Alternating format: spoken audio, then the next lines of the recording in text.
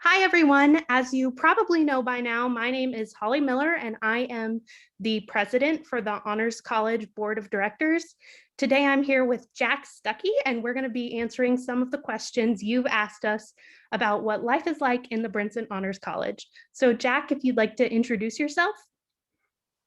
Yeah, hey cats. I am a rising senior here at Western Carolina University studying sociology. And one of the biggest things that I attribute to my fantastic career here at Western is the involvement within the Brinson Honors College and all of the incredible blessings and opportunities that they've provided for me as I've pursued all of the things that I wanted out of college. So good to meet y'all. So, Jack, can you just tell us a little bit about the different clubs you've been involved in while you've been here at WCU? Yeah, so here at Western Carolina, one of the first clubs that I was involved in was the Brinson Honors College Board of Directors, which is an awesome opportunity for students to get together within the honors world and be able to connect and develop leadership skills that can be transferable into their future careers and other academic studies. It's an awesome space to be able to serve our community. Had some awesome involvement within the community service committee, being able to work with the local community garden, help out with other campus organizations and cleanups. And so it's been really, really fantastic just within the Brinson Honors College Board of Directors itself. Also been blessed with involvement within the Student Government Association, the Student Democracy Coalition, and a local campus ministry, campus outreach within the university sphere. So it's been an awesome collection of opportunities within student government to connect with students and be able to share their voices and express those even more clearly and be able to focus on the voices and votes of those within our campus community through Student Democracy Coalition and being able to dive deeper into the bigger questions of life and why and how within the campus ministry as well. And those are all the highlights that I've been blessed with throughout my career here at Western and so many in between as well. So, Jack, as a highly involved student, how do you balance your time between all of the activities you do and your classwork? Yeah, one of the biggest things that I've recognized to be the most supportive and most helpful throughout my time management as a student involved in so many things, as I have a feeling many of y'all are as well, is trying to focus on your business hours. When it's time to hit the clock from 8 to 5, making things happen and getting stuff done during that period of time so that you're not hanging out 3 to 5 and then you're trying to cram homework from 8 to 11. So that's kind of the biggest thing that I've recognized to be the most helpful in those dynamics, because then you also have time during the evenings for your club meetings. And then when you're not meeting in clubs, being able to have that social life, being able to go and hang out with friends and community and build that aspect, which is so huge.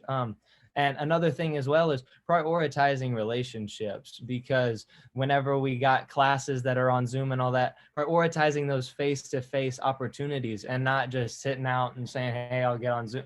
Those are the places, like that's where you make your bread and butter within college, really, because you're able to absorb and soak in that learning and then be able to share what your perspective is on a topic and being able to develop in that sense. So yeah, biggest thing, set some work hours, 8 to 5, and then being able to prioritize your relationships as well so that we can learn from our interactions. Do you have any strategies that you find useful when you're actually managing your time? So, like a planner or something to that regard? Yeah, the biggest thing I use is my phone, the calendar app. I keep that on rotation and making sure that I also schedule time for the things that I value and the things that I truly feel as though are productive in my own sphere so that I can step into others and being able to love and care for others and do my best in those spaces as well. So blocking off those times for Bible readings, time with friends, meal times, like genuinely, y'all, because there's a lot of times where I found myself getting so caught up in work that I didn't even eat, but then half the work I'm doing isn't worth anything because I can't think. So prioritizing the basics within my calendar has been the biggest thing. And yeah, I'm digital, so the phone makes it really easy. And so anyways, yeah, that's how. Yeah, I think a lot of the people on campus really depend on that Outlook calendar app that's linked to your That's very email. true. Mhm. Yes. Yeah. So And I will stand here guilty of saying I have not done like the blending and the incorporating of my calendar and Outlook, but if you do that, it probably make it even 10 times better. So it's yeah, very helpful. yeah, I'd say so. But there's a step up. There's all, and that's just proof to show there's always ways that we can grow and adapt to our environment and our scenario, and taking what we experience within one semester and saying, all right, this is what I did. This is how it worked. I didn't like this. I didn't like that. And then making shifts and stepping into the next one.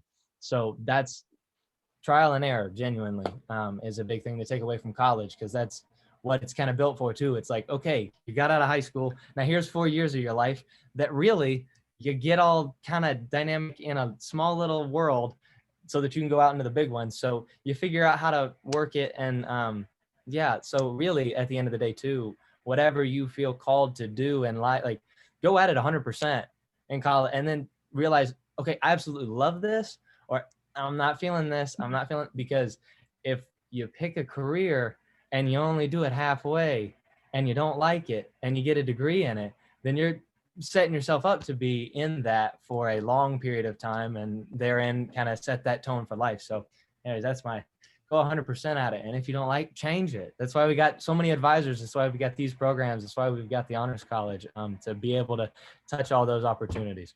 It really is like the best playground for like figuring out what you're truly passionate about and what you Yeah. want to be involved in and how you can manage that. That's a huge part of it too. So Mm-hmm.